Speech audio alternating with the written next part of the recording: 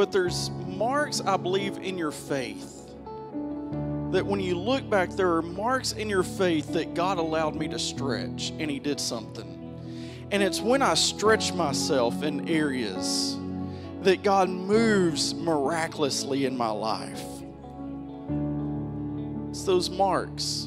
Now I've got one, I'm not going to make you stand long. I got one verse I'm going to read to you this morning. And it's in 1 Samuel 14. Chapter 14 and verse 6. And it says this, Then Jonathon said to the young man who bore his armor, Come, let us go over to the garrison of these uncircumcised. It may be that the Lord will work for us. I want you to catch that. It may be that the Lord will work for us. For nothing restrains the Lord from saving by many or by a few. It may be. Do you catch that? It may be. It may be that the Lord will work for us. It may be. Jonathon turns to his armor bearer and says, Hey, let's go over and attack these Philistines. Just me and you. And he does it not with a surety, but he takes this step, this stretch on a maybe. Maybe God will. Who knows? He's honest. I love that about him. He's honest about it at this moment. He says, who knows? Maybe God will. Maybe if we go and attack, maybe we can have victory. Maybe. Listen, when you don't know, we don't always know the outcome. We don't. We don't know. We want to sound like strong Christians, and I know without a doubt. But sometimes we don't know the outcomes. You just know that God's able. And if I'm willing to do something, then maybe God will show up and do something that I can't do. If I'm willing, then just maybe. It's a maybe faith. It might work. I don't know. It's a maybe. Just maybe. And before you're seated this morning, will you tell the person next to you, just announce this title to them this morning. We're just going to call it, keeping it with stretch marks, we're just calling it, it's a stretch. It's a stretch. And you can be seated this morning. It's a stretch. It might work. It might not. I don't know. I don't have all the answers, but just maybe it might work out. Who knows? And I've realized I think that faith looks more like a maybe than an all-knowing. It really does. It turns into a maybe type. One thing I want to point out of this, and I want to read the whole text to you of what's going on, what's taking place, because I want you to realize this was a stupid idea. I mean, in the Bible, this was a stupid idea that Jonathon had. I don't know if you realize that. I mean, it was just stupid. How many of you ever felt like you were supposed to do something that's just stupid? Yeah, I mean, this was a stupid idea. In fact, let's read it. Just the story, so you can really grasp the stupidity behind all of this. Now, we're going to start, just to kind of let you know, the setup is at the end of the last chapter. So chapter 13 of 1 Samuel, the very last verse, it says, "And the garrison of the Philistines," a garrison's the outpost of the army. It's kind of their headquarters that, it will move around. It's where they're operating from, the outpost. "The garrison of the Philistines went out to the pass of Michmash."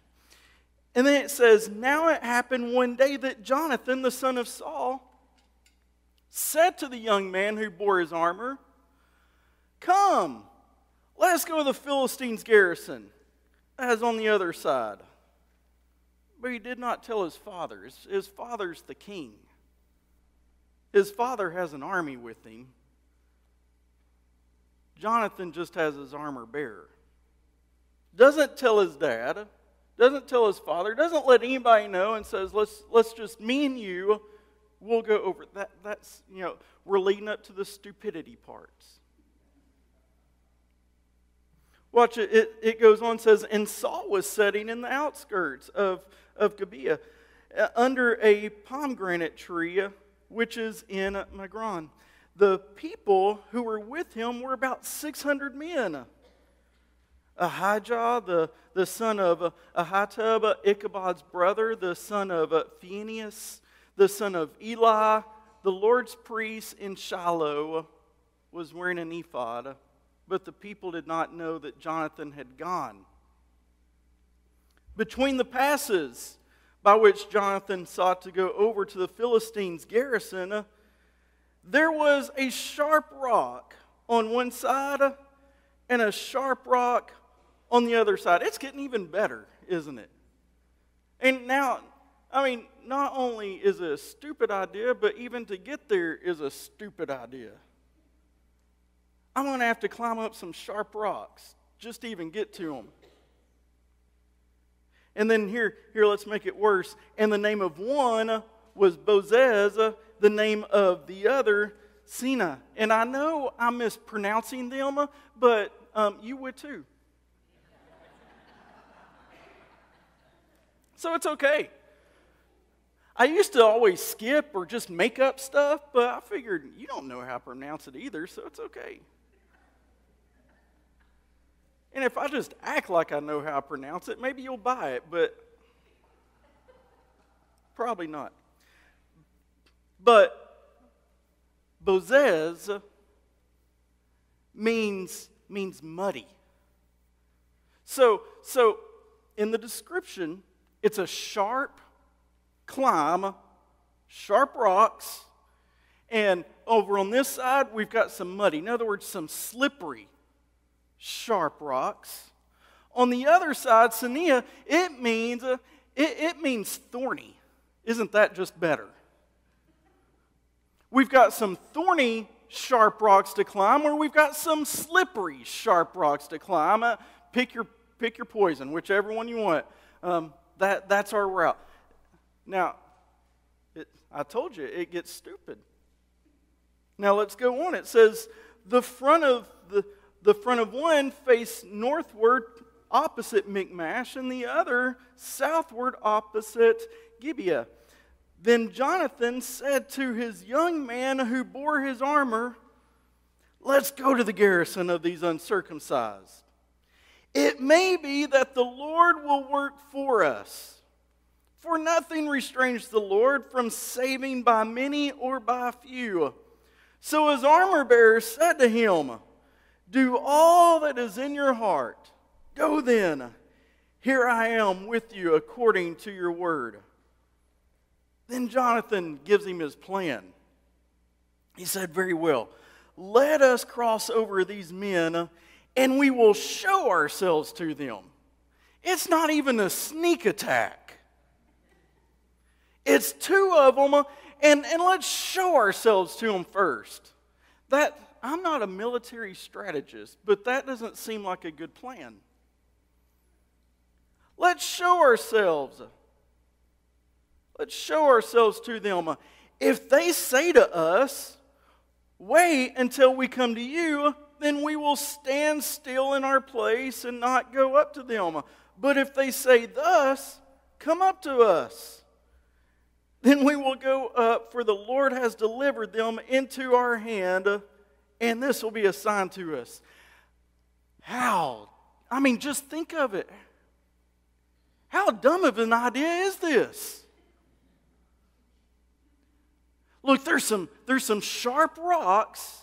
You can either take the thorny side or the slippery side. We'll go up to them.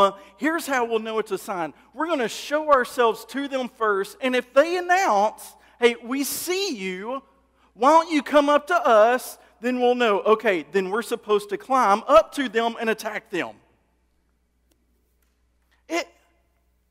There are some dumb things that people do. And then it goes on, it says, so both of them showed themselves to the garrison of the Philistines. And the Philistines said, look, the Hebrews are coming out of their holes where they have been hiding. Then the men of the garrison called to Jonathon and his armor bearer and said, come up to us, and we will show you something.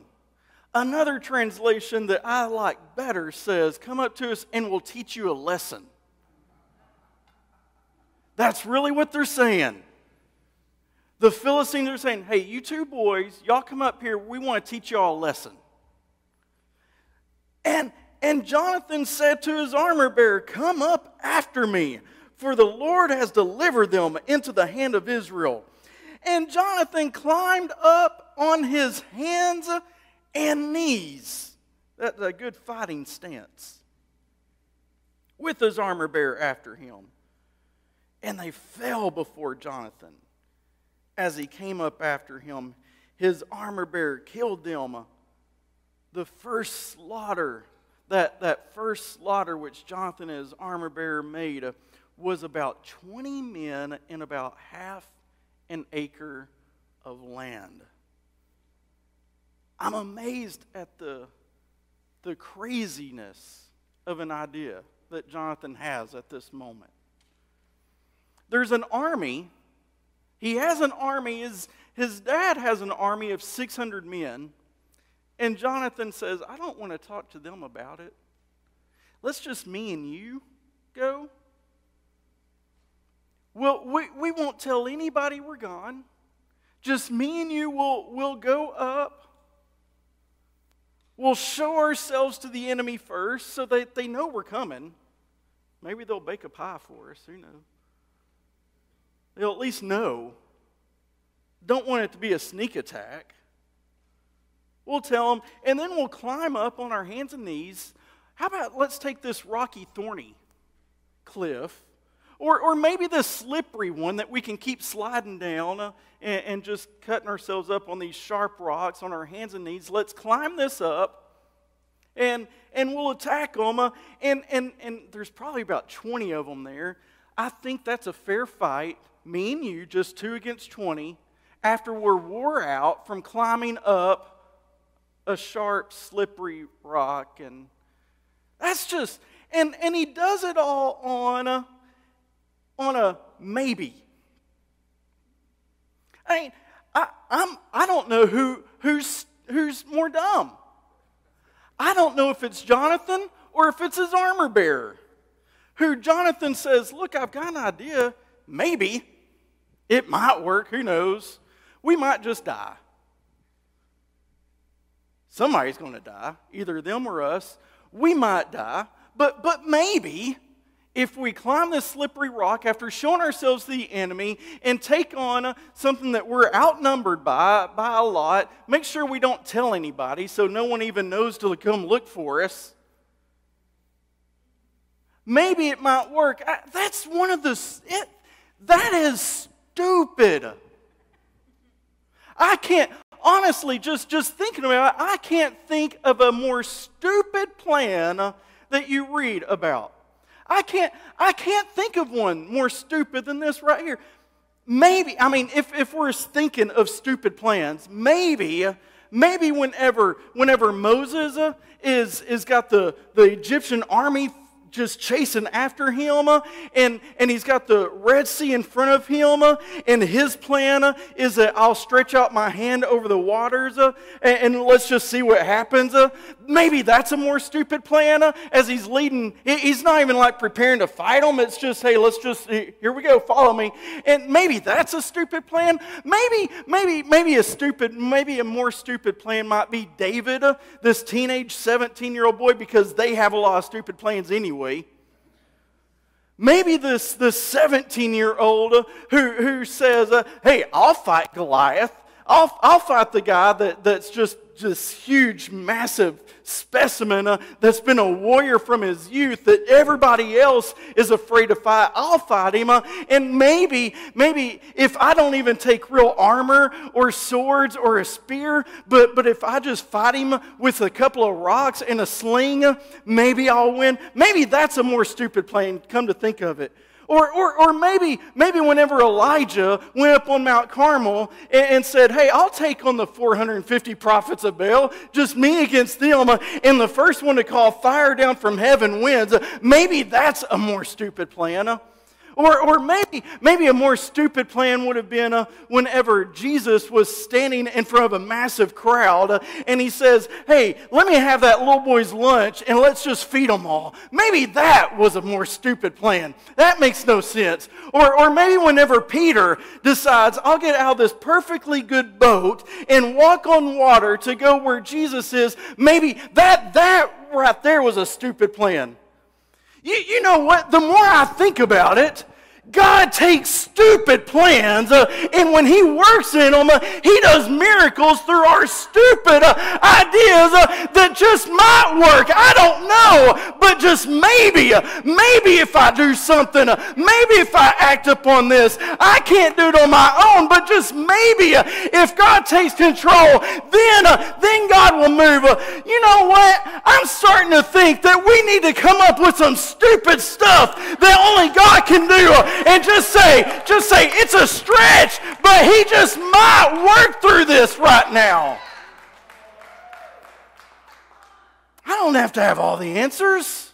You realize all of these things were just maybe faiths. It was just maybe it might work. Maybe, I don't know, but if He acts upon it, I begin to think of my life and how God does the miracles and those marks of stretching in my life where He showed Himself the most was whenever I come up with some stupid plans, but I acted on it. I remember when I just felt the call into ministry. So without ever preaching, that's not the best plan. Without ever preaching, I told my wife, and she was my armor bearer that said, let's go. And we sell our house because we want to go to Arkansas to a church to be their youth pastor who wasn't even asking us to come. That's a stupid plan. But just maybe, just maybe, man, that's a mark. Oh, that God began to use. Or tell you what, when we made the move to come up here, when I had resigned a church, and I didn't put a resume in for any other church but this church. And I'd never been here. You gotta believe, I was Southern born and raised. I was amazed when I found out through history that Kentucky was the South. It's really not. If you get snow in winter, you are not in the South. I grew up in the South. I had never been north of the Mason-Dixon line. People, y'all don't even realize there is a Mason-Dixon line. We do from the South. And I didn't even put in a resume at another church, and I'm telling my wife, I said, this is where I feel. Have you ever been there? No. Have you ever seen Indiana? No. My wife didn't even know where it was on the map. No lie.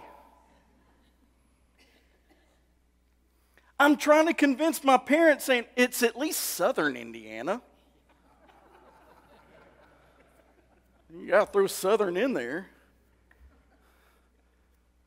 Maybe that was a stupid idea. To throw all your eggs in one basket for a place you've never seen, but you just feel this is the place you're supposed to be. So you make the move and make it even dumber. We packed up, made the move, and we didn't even, after we got hired, we didn't even know what the pay was. Stupid plans, but I've learned it's acting on the stupid ideas. When I have to stretch and believing that I don't know for sure. I wish I knew it all. I wish I knew all the answers, but I'm just acting on a maybe right here. Maybe if we go, maybe if we act upon it, maybe if we pursue. You know what? Just my armor bearer and me, and just maybe. Who knows? Maybe God will work. God shows up in the maybes. When we act on the maybes. I want to break down this story because I think there's areas in here that you've got to grasp whenever you're wanting to climb up. Because you've got to realize first, whenever God's asking you to do something, especially on those stupid ideas, it's a climb. There's a climb that gets to it. And you realize first, and I love what Jonathon does here, even though I made fun of him a little bit or a lot, I love one of the things that he does here is he doesn't tell his father. He's careful on who he shares his crazy idea with. He doesn't, listen, you don't want to tell everybody. Your idea, what God is speaking to you, will get crushed and destroyed early on if you begin to share it with too many people. You got to watch who you're sharing this with. You got to watch who you're allowing to speak into your life in these areas. You've got to be careful. Jonathon says, look, I'm just going to go with my armor bearer. I'm not telling my dad because my dad's over there just sitting under a pomegranate tree. My dad's over there with 600. He's over there with an army. If he wanted to go attack them, he would. If I tell him, he'll just tell me it can't be done. So I'm just going to share with this one right now because I feel the Holy Spirit speaking to me that I'm supposed to go, and I'm going to get with somebody that is with me, heart and soul, that is with me no matter what I face, who will fight the battle, who will climb the area with me, who will go with me through all of it. That's the one I'll tell. See, if you're not careful, you'll tell everybody. And you'll get those things destroyed before you ever act upon it. It'll destroy. You'll fail to act upon it just because of what they say. And I promise you, you tell the wrong people, and they're going to tell you, that's a stupid idea. Writing your own VBS, seriously? That's a stupid idea. There's books you can buy that have all that. Do you know how much time that takes? That's the dumbest thing I've heard. Who do you think you are? Do you think you're one of them those who write their curriculum and write their own VBS, they have the degrees in it. That's their full-time job. You have a full-time job. You've got a family. What are you even thinking? That's just stupid. You better not share that with anybody else. Come on, don't we? People are so quick and will listen to what they say more than what we listen to the Holy Spirit speaking to us. And we'll begin to buy in that that's just a dumb idea. What are you even thinking? Why would you do that? I wonder how many dreams, how many things are crushed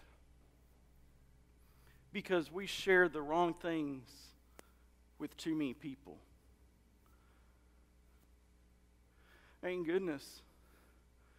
We'll post our crazy ideas on Facebook and then let everybody else, we'll determine whether or not we do it based on how many likes we have or not.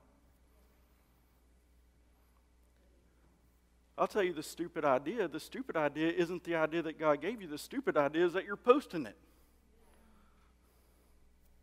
And that you're telling everybody. So I love what Jonathon does here first.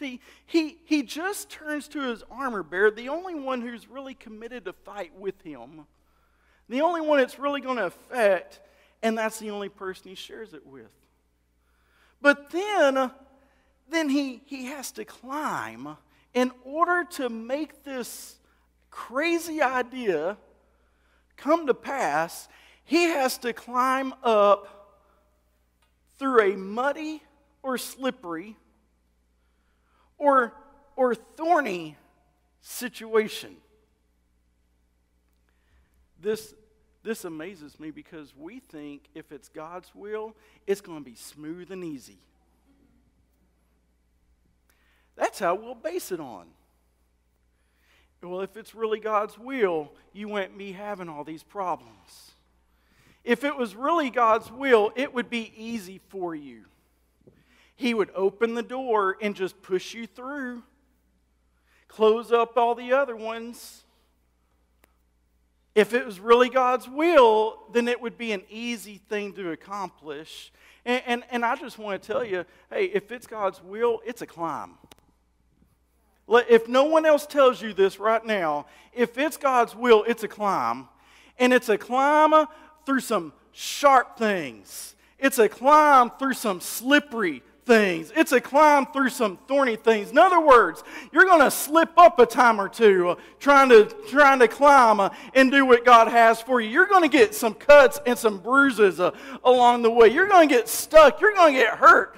There's moments just in getting up to the area, the victory that God has for you is going to take a climb through some tough and some slippery and some rough terrain and some rocky areas. And there's going to be some moments that as you're climbing, you're going to slip up, and it seems like I'll take 2 steps and then slide back a little bit. But it's still, I'm committed to this, and I'm going to climb, and I'm going to see it through. And though I might get hurt, and though I might get cut up a little bit, though it might be difficult, I know that there's something within me that says I'll have some victory, and just maybe if I make it to the top, then God will show up. So I'm going to climb however hard it is. I'm not giving up.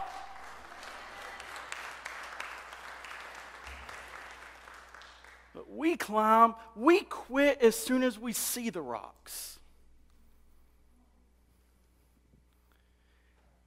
As soon as we see the hard things, we want to quit.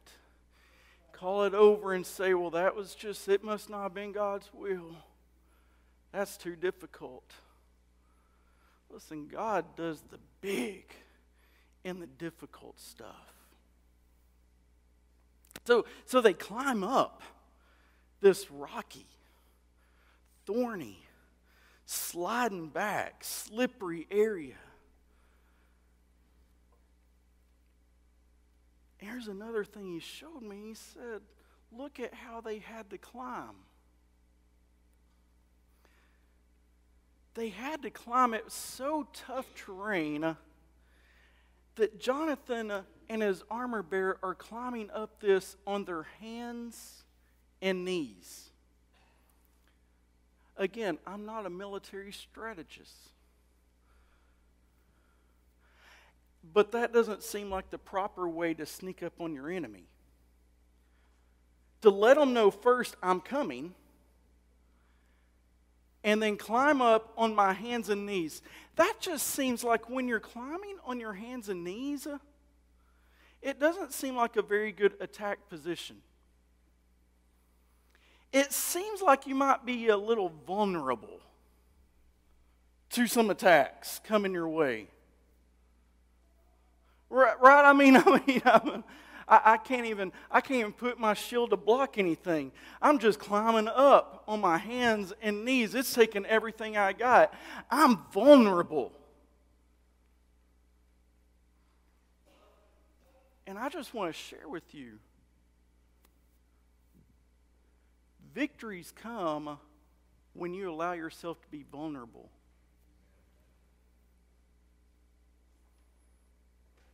That's hard for us. We don't want to be vulnerable.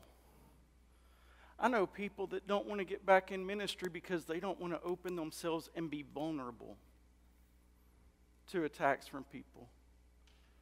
I've been hurt before. I don't want to be vulnerable. I don't want to open myself up again. I don't want to be vulnerable because if I'm vulnerable, I might get attacked. If you're not vulnerable, you'll never make it up for the victory. You have to learn to be vulnerable. You have to learn to open yourselves up for hurt. You must allow yourself to be open up. I know that there's opportunities to get hurt. I know that people's going to say stuff. I know that they're going to throw daggers at you. I know when you begin to act upon a stupid idea and just believing that God will do something if I make it up there, that God will work it out. Just maybe if I do my part, that He'll do His part. I know that just putting it out there and being vulnerable as you're climbing, I know that there's going to be things thrown. I know there's going to be things said. I know there's going to be people say you can't do it. I know you're going to lose some friends along the way because they weren't wanting to climb with you and they're just telling you it's stupid, it's dumb. I know all that takes place, but I promise you, you'll never make it to the victory that God has for you if you don't allow yourself to be vulnerable. You've got to be vulnerable. You're going to get hurt. Nothing in this looks easy.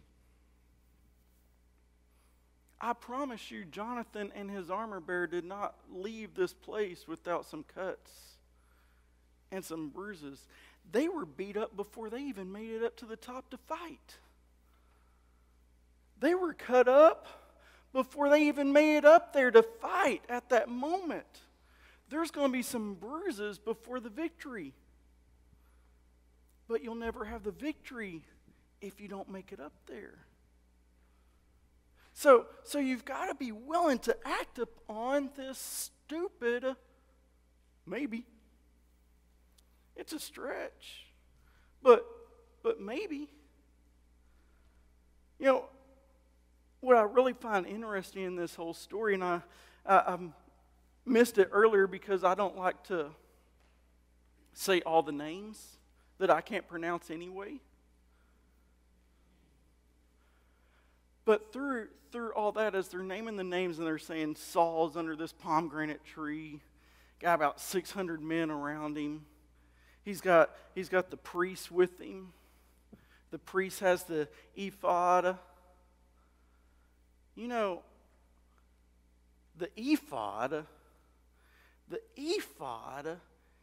is that special thing that helped the priests make decisions. It is. Jonathan's acting on a maybe. Saul has the answer with him, but not using it. Here's what I want to just explain to you on this ephod.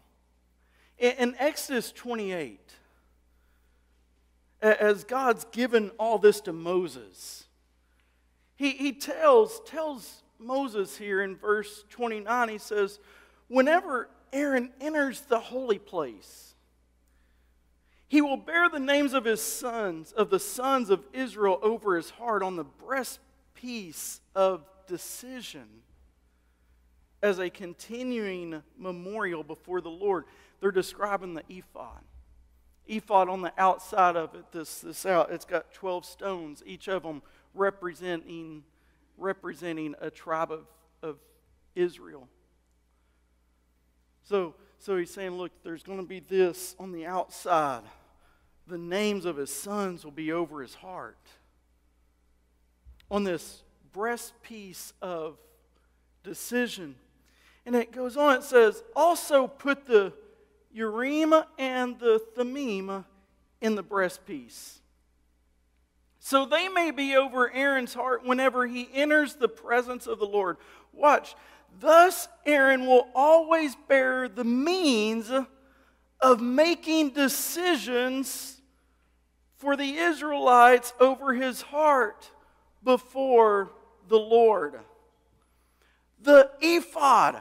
Saul had the ephod. Saul had the very thing that God had given to the priest, this ephod, which was the means of making the decisions. There was this Urim and Thummim. And we don't know what Urim and Thummim is. Scholars think it's either stones or certain type, or maybe it's sticks, but somehow or another, this Urim and this Thummim was the ways of making decisions.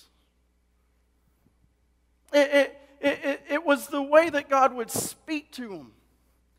Urim means light. Thummim means perfection.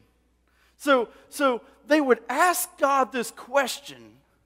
They would ask God this question, and God would reveal himself through these, whether it's stones or whatever it was, this Urim and Thummim would reveal himself in perfect light for them. David, we see it a lot with David. David would use this a lot. In fact, and this isn't up there, so don't worry about it, but just listen to this. In 1 Samuel chapter 30, this is when David was running from Saul, and he's not king yet, and he doesn't know what to do, and he's come at a crossroads, so he goes to the priest, and it says, then David said to Abiathar the priest, Amalek's son, please bring the ephod here to me. And he brought the ephod to David. So David inquired of the Lord, saying, shall I pursue this troop? Shall I overtake them? And he answered him. God did. Wow, through the ephod, because it was a means of making decisions. He answered him, pursue, for you shall surely overtake them, and without fail recover all. Wouldn't that be nice to have in your life now? A Urim and Thummim. I would love to have a Urim and Thummim. Just in my life, just something that I can go to God on those tough decisions. God, should I pursue this or not? Let's ask the Urim and Thummim. I mean, it's like here we go. Don't be offended, anybody. My Urim and Thummim is how we go. You know. Should I go out? I know I would make a lot more money if I took this one job, but it would be a lot of time away from my family. God, is this really your will that I have this job or not? And we ask Urim and Thummim, and just, I wish I had that. Should I really date this person? I would have loved to have had that as a kid. Should I pursue this relationship or not? I would have loved to have been able to ask God, go to get my Urim and Thummim out of the closet, and just whatever it does, just ask God, should I do this or not? And God just answer at that. You know, parenting, I realized I would wear my Urim and Thummim out.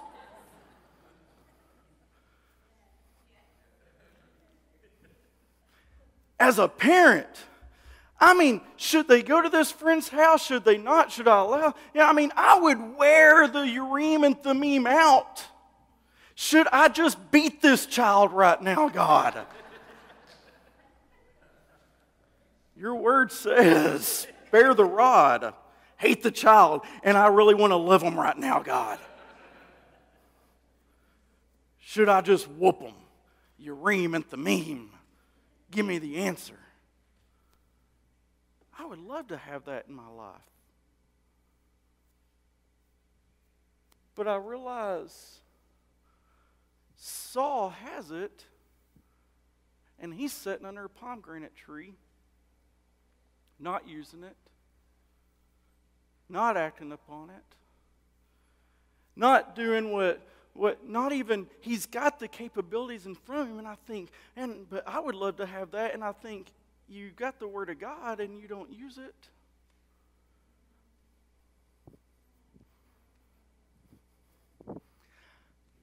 Maybe instead of the magic 8-ball, it should be this. Maybe my Urim and Thummim's in here, and if I really pray and I really seek Him, that He'll speak to me with some Urim and Thummim in my life.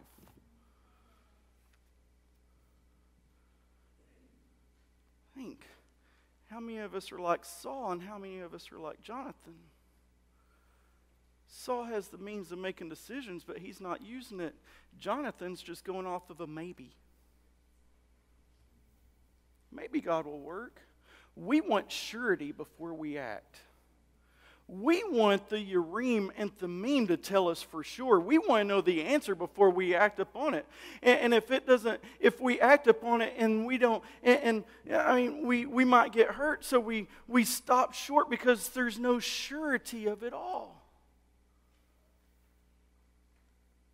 Here's the stretch. You want to know what faith is? Faith is the substance of things hoped for. Maybe it's really not about the surety of it all. Maybe I don't always have the answers.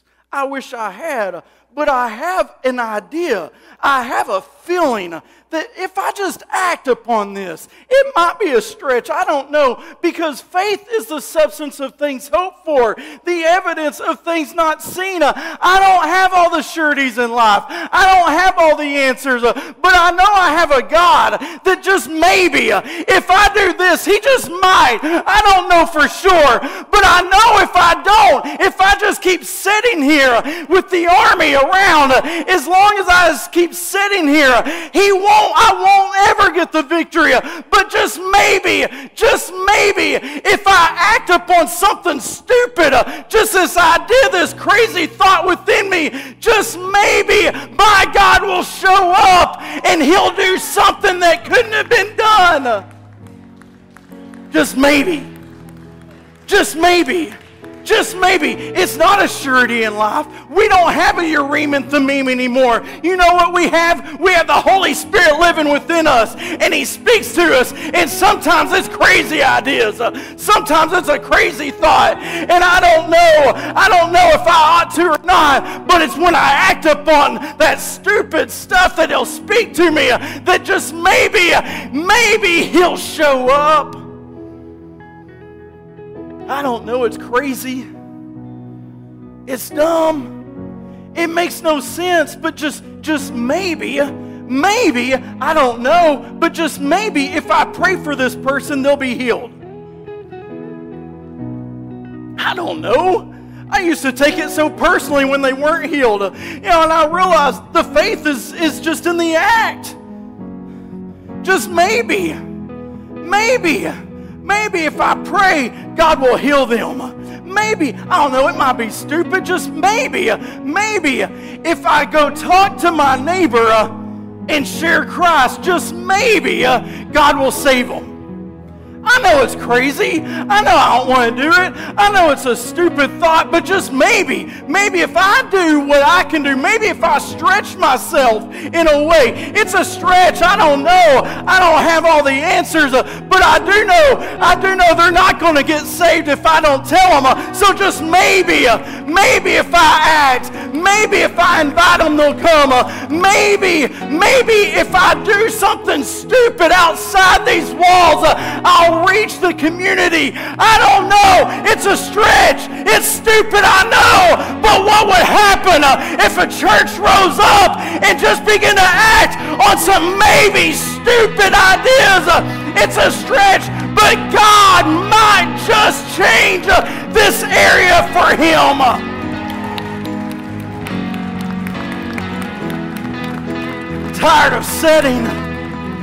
I'm tired of sitting with an army beside me under a pomegranate tree, just living it up, wanting the answers of life. I'm ready to have an armor bearer who will go fight with me on a stupid, crazy idea.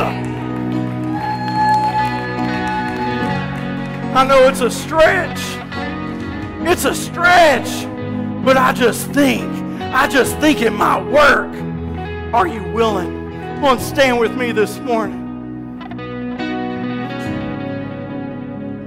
oh, it's a stretch. There's no sureties in this. That's really not what faith is. I used to think faith was I had to act upon without doubting. I've realized now that faith really is just simply acting upon. Having enough faith to act upon that maybe He'll show up.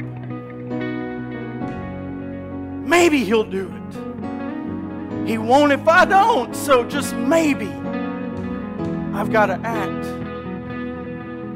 Maybe I've got to step out. Maybe I've got to stretch myself in an area and do something that on the outside, if I do it alone, it will never work. But if God does show up, then just maybe we'll defeat this garrison. Maybe we'll defeat this outpost, 20 men in about half an acre, just the two of us. Who knows? Just maybe. What victories are you setting on because you failed to act on a maybe? Come on. God, stir us. Give us some maybe faith. Give us some maybe faith.